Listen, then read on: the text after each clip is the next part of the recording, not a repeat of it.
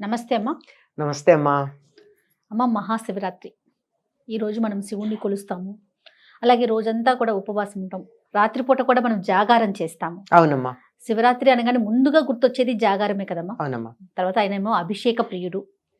మరి శివరాత్రి రోజు అనుసరించాల్సిన విధానాలు ఏంటమ్మా? ముందుగా అందరికీ కూడా శివరాత్రి సందర్భంగా శుభాకాంక్షలు. శివరాత్రి పండగ అండి శుభాకాంక్షలు అని చెప్తున్నారు అంటే అందరికీ శుభం కలగాలి అని కోరికే కదా శుభాకాంక్షలు. అంతే కదమ్మా. శివుడు అంటేనే శుభప్రదుడు అని అర్థం, ఉమ్. శుభాన్ని కలిగించేవాడని. ఆయన్ని పూజించి మనందరికీ శుభాలు కలగాలి అని చెప్పి మనకి అందరికీ కూడా, అందరిలో మనం కూడా ఉంటాం కదా, అవును. అంచేత అందరికీ శుభాలు కలగాలని ప్రార్థిస్తూ శుభాకాంక్షలు. అమ్మ, శివరాత్రి నాడు పాటించాల్సిన విధి విధానాలు ఏమిటి అన్నారు. ఏదైనా సరే మనం ఒక పర్వదినం, దానివల్ల మనం అనేక రకాలైనటువంటి ఔన్నత్యాలు పొందాలి అని అనుకున్నప్పుడు కొన్ని నియమాలు పాటిస్తాం తప్పనిసరిగా. శివరాత్రి నాడు పూర్తిగా ఉపవాసం ఉంటాం. ఉమ్. ఈ ఉపవాసం అనగానే అన్నం తినకుండా ఉండడం అనేటటువంటి ఒక అభిప్రాయం ఉంది. అన్నం తినకుండా ఉండడం ఒక భాగం మాత్రమే. అసలు ఉపవాసము అంటే అంటే సమీపంలో, వాసం అంటే ఉండడం. ఉపవాసం అంటే ఏ భగవంతుణ్ణి మనం ధ్యానం చేస్తున్నామో, ఏ భగవంతుణ్ణి ఉద్దేశించి పూజ చేసి మనం ఏదో గొప్ప మేలు పొందాలనుకుంటున్నామో అటువంటి భగవత్ చైతన్యానికి సమీపంగా ఉండడాన్ని ఉపవాసము అన్నారు. ఈ ఉపవాసం ఎప్పటి నుంచి చెయ్యాలి అంటే ముందు రోజు ఒక్కసారే భోజనం చేయాలి. ఎప్పుడు ఉపవాస దీక్ష అయినా లెక్క అది. అమ్మా, ముందు రోజు అంటే ఇవాళ శివరాత్రి అంటే ముందు రోజు ఒక పూటే భోజనం. ఈ రోజు పూర్తిగా భోజనం చేయకుండా ఉండడం, ఆ మర్నాడు ఉదయం భోజనం చేయడం, అది కూడా పూజ అయ్యాక. ఇంతవరకు పాటించటంతో తప్పనిసరిగా ఉండాలి. అయితే ఈ ఉపవాసం అంటే భగవంతుడికి సమీపంలో ఉండడం అన్నా, అందులో మరి భోజనం చేయకుండా ఉండడం భాగం మాత్రమే అని చెప్పాం. ఎందుకు అంటే మనం కడుపు నిండా అన్నం తిన్నామనుకోండి, దేవుడి పూజకో ధ్యానానికో జపానికో కూర్చుంటే ఏం జరుగుతుంది? నిద్ర వస్తుంది. అందువల్ల మనం కూర్చుంటాం. కొంతమంది అలా ధ్యానాలకు చూడండి కూర్చుంటారు, హాయిగా కూర్చుంటారు, అంతే, కాసేపటి గురక వినపడుతూ ఉంటుంది. ఆ పరిస్థితి రాకుండా ఉండాలి అంటే శరీరం కళ్ళు మూసుకున్నా చైతన్యవంతంగా ఉండాలి. మనసు, ధ్యానం మనసుతో కదా చేస్తాం. మనసు చైతన్యంగా ఉండాలంటే బరువుగా ఆహారం తీసుకుంటే చైతన్యం ఉండదు, బద్ధకం వస్తుంది. ఎందుకంటే జీవప్రజ్ఞ అంతా కూడా పొట్ట దగ్గరికి వెళ్ళిపోతుంది. మెటాబాలిక్ యాక్టివిటీ పొట్ట దగ్గర ఉంటుంది కదా, అక్కడికి వెళ్ళిపోయి రక్త ప్రసరణ అక్కడ ఎక్కువయ్యి ఇక్కడికి కాస్త తగ్గుతుంది. అందుకే బాగా తినంగానే నిద్ర వస్తుంది చూడండి, కారణం అదే, అంతకన్నా మరో కారణం కాదు. కనుక ఆ రకంగా నిద్ర వచ్చి మనం జోగకుండా ఉండాలి అంటే ఆహారం తీసుకోకుండా ఉండాలి అన్నారు. ఆహారం తీసుకోకపోతే నీరసం వస్తుంది కదండి. కటిక ఉపవాసం ఉండమని ఎవరు చెప్పలా. మన సంప్రదాయంలో కటిక ఉపవాసం లేదు. హాయిగా ఉండలేనటువంటి వాళ్ళు పాలు తీసుకోవచ్చు, పళ్ళు తీసుకోవచ్చు. అల్పాహారం అంటే మళ్ళీ మీరు టిఫిన్లు తింటారు, అది కాదు. పాలు పళ్ళు ఏవైతే తీసుకుంటే వెంటనే శరీరానికి బలం కలిగి పొట్ట మీద ఎక్కువ బరువు ఉండదు అది తీసుకోవాలి. పళ్ళు తింటే నిద్ర రాదు. అవునవును కదా. అవునమ్మా. కనుక పళ్ళు తీసుకోవచ్చు. అంటే ఉండగలిగితే ఉండండి. ఎవరైనా కొంత నియమం ప్రకారం ఉంటామంటే వాళ్ళని కాదనడానికి ఎవరు అభ్యంతరం చెప్పరు కానీ, వాళ్ళని వద్దని అభ్యంతరం చెప్పరు కానీ, అలా ఉండలేనటువంటి సందర్భంలో హాయిగా పళ్ళు తీసుకోవచ్చు సమయానికి. అందులోనూ ఈ కాలంలో మందులతోనే జీవితాలు గడుస్తున్నాయి. అలాంటప్పుడు తప్పనిసరిగా వీలును బట్టి మరి అరటిపండు తినచ్చు అంటే అరటిపండు తినచ్చు. అరటిపండుకి అభ్యంతరం లేదని చెప్తున్నారు, చాలామంది భయపడుతున్నారు కానీ మరి అందరూ తినచ్చు అని చెప్తున్నది. కనుక అరటిపండో ఇంకో పండో ఏదో ఒకటి తినేసి ఆ మందు వేసుకుంటే అయిపోతుంది. అప్పుడు ఏమవుతుంది? మందు వల్ల వచ్చేటటువంటి దుష్ప్రభావం ఉండదు, నిద్ర రాదు, మన మనసంతా మేలుకునే ఉంటుంది. ఆ విధంగా చేస్తారండి ఉపవాసం. ఇది ఉపవాసం అంటే మీరు అడిగారు కదా, ఉపవాసం ఇట్లా చేస్తారు. సూర్యోదయానికన్నా ముందే స్నానం చేసి మామూలుగా నిత్యం చేసుకునేటటువంటి పూజలు ఏవో ఉంటాయి.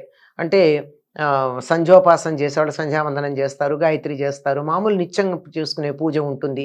ఇవన్నీ చేసుకున్నాక ఇవాళ అధికంగా చేసే తర్వాత చేస్తారు శివుణ్ణి ఆరాధించుకోవడం.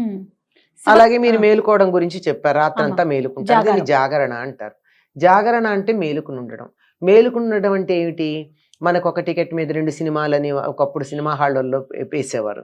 లేదంటే ఇప్పుడు రాత్రంతా సినిమాలు వేస్తూనే ఉంటారు. అవును అవును ఇది మేలుకోవడం అవుతుందా? ఇది నైట్ అవుట్ అవుతుంది. ఉమ్, అంతేగాని జాగరణ అవ్వదు. జాగరణ అంటే భగవంతుని పట్ల మనం మేలుకుని ఉండడం. ఏ రకంగా అయితే భగవత్ చైతన్యంతో కలిసి ఉండడం ఉందో అట్లాగే భగవంతుడి పట్ల మేలుకుని ఉండడం. అంటే దీనికి ఏం చేయొచ్చు ఆయన అంటే నామస్మరణ జపిస్తూ ఎప్పుడు మామూలుగా పగలు అభిషేకాలు చేస్తాం. రాత్రి 12 దాకా అభిషేకాలు చేసేవాళ్ళు ఉన్నారు. అఖండంగా అభిషేకాలు చేసేవాళ్ళు ఉన్నారు. ఉహు, అంటే వాళ్ళు ఒక్కళ్ళే చేయలేరు ఇంతసేపు. ఇది సామూహికంగా కూర్చుని ఒకళ్ళ తర్వాత ఒకళ్ళు చేస్తూ ఉంటారు. ఉహు, ఒకళ్ళు చదువుతూ ఉంటారు, నమకము చమకము మొదలైనవి. మరొకళ్ళు అభిషేకం చేస్తూ ఉంటారు, ద్రవ్యాలు అందించే వాళ్ళు ఉంటారు. అమ్మ. ఇలాంటివన్నీ ఇలా చేస్తూ 12 గంటల దాకా లింగోద్భవ సమయం దాకా అభిషేకాలు చేస్తూ ఉంటారు. ఉమ్, అభిషేకాలు అయిన తర్వాత అప్పుడు లింగోద్భవ సమయం అయిపోయిన తర్వాత అభిషేకం పూర్తి అయిపోతుంది కదా. అప్పుడు ఆయనకి షోడశోపచార పూజాధికాలు చేసి మళ్ళీ రేపు నక్షత్రాలు చూసే వరకు పడుకోకూడదు. ఉహు, ఇవాళ శివరాత్రి మేలుకున్నాం కదా అని మర్నాడు పొద్దున భోంచేసి పడుకుంటే అది జాగరణ చేసిన ఫలితం ఉండదు. అవును అవును మరుసటి రోజు కూడా మరుసటి రోజు నక్షత్ర దర్శనం దాకా ఆగాలి. అంటే సూర్యుడు కనపడేదాకా, అంటే చంద్రుడు. నక్షత్రాలు కనపడేదాకా. ఉమ్, ఉమ్, చంద్రుడు కనపడాడుగా, సూర్యాస్తమయం అయ్యేదాకా ఉండాలి. పగలు పడుకోకూడదు.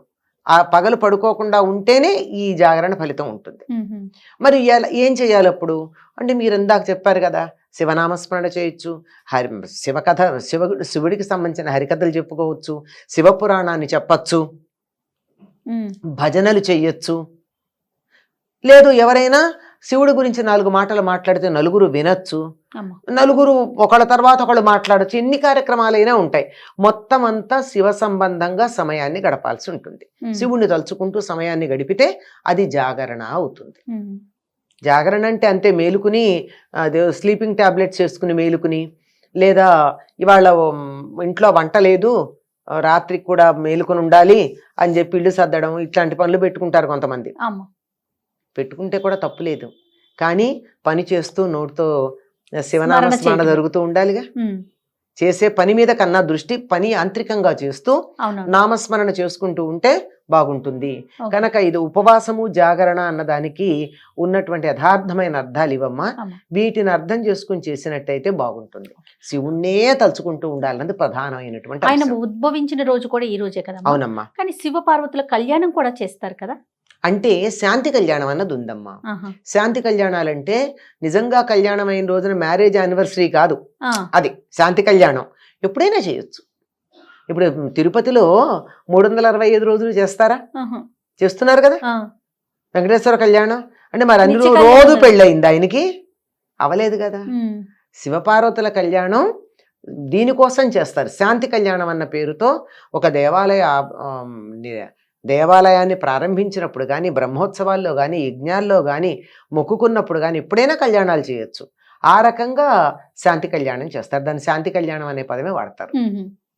శివుడు ఉద్భవించిన రోజు కూడా కదమ్మా. అవునమ్మా. ఉమ్, మాఘే కృష్ణ చతుర్దశ్యాం అని చెప్పి ఆ మాఘ కృష్ణ చతుర్దశి నాడు నిసి ఉమ్, అర్ధరాత్రి సమయంలో ఆయన ఉద్భవించాడు అని చెప్పి శివలింగ తమోద్భూత అని ఆయన గురించి మనకి అన్ని పురాణాలు సంహితలు చెప్తున్నాయి. ఉమ్, మాఘమాసం కృష్ణ చతుర్దశి అర్ధరాత్రి, సరిగ్గా అర్ధరాత్రి అంటే మనం 12 గంటలను లెక్క పెడతాం కానీ మనకి పద్ధతి పూర్వులు చెప్పిన పద్ధతి ప్రకారం సూర్యాస్తమయం నుంచి సూర్యోదయం దాకా ఉండే రాత్రి నిడివి ఎంత ఉందో దాంట్లో సరిగ్గా మధ్యకాలం 14 నిమిషాలు, ఉహు. 12 నిమిషాలు, ఆ 12 నిమిషాలు లేక 14 నిమిషాలు ఆ సమయాన్ని శివుడు ఉద్భవించిన సమయంగా పరిగణించి మనం ఆయన అర్చించుకుంటాం. ఎవరికైనా ఇష్టమే కదమ్మా తన పుట్టినరోజును తను తలుచుకుంటే. అంతే కదమ్మా. మనమే సంతోషపడతాం అవును. పుట్టినరోజు నాడు. రైట్ అమ్మా. మరొక్కసారి మహాశివరాత్రి శుభాకాంక్షలమ్మా. శివరాత్రి శుభాకాంక్షలమ్మ. అందరికీ శివుడు అన్ని రకాలైనటువంటి ఐశ్వర్యాలు ప్రసాదించి చివరికి ముక్తిని కూడా ఇచ్చుగాక. స్వస్తి.